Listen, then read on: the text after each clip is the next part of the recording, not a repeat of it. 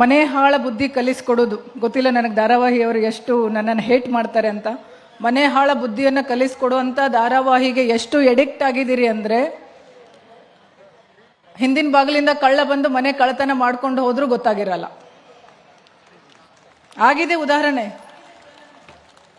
ಮಕ್ಕಳಿಗೆ ಓದ್ರಿ ಓದ್ರಿ ಅಂತ ಕೂರಿಸೋದು, ನೀವು ಧಾರಾವಾಹಿ ನೋಡೋದು. ಹೆಂಗೆ ಕಾನ್ಸಂಟ್ರೇಷನ್ ಮಾಡೋಕ್ಕಾಗತ್ತೆ ಮಕ್ಕಳಿಗೆ?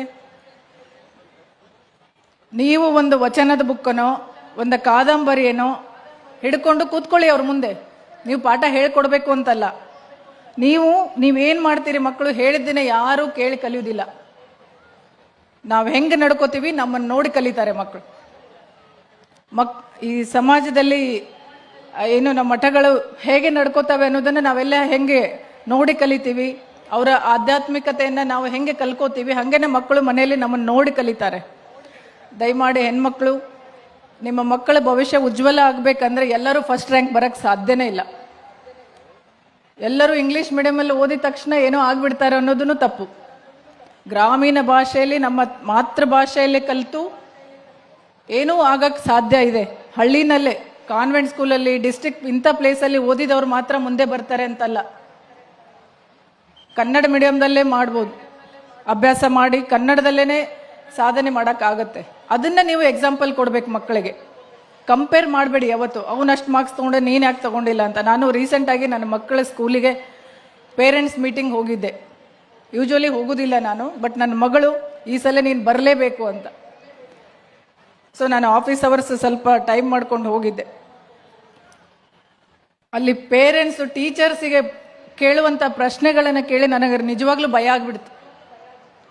ಏನು ಎಕ್ಸ್ಪೆಕ್ಟ್ ಮಾಡ್ತಾ ಇದ್ದೀವಿ? ತಾಯಂದ್ರೆ ಜಾಸ್ತಿ ಇರೋದಕ್ಕೆ ನಾನು ಹೇಳ್ತಾ ಇದ್ದೀನಿ. ಏನು ಎಕ್ಸ್ಪೆಕ್ಟ್ ಮಾಡ್ತಾ ಇದ್ದೀವಿ ಮಕ್ಕಳ ಕಡೆಯಿಂದ ನಾವು?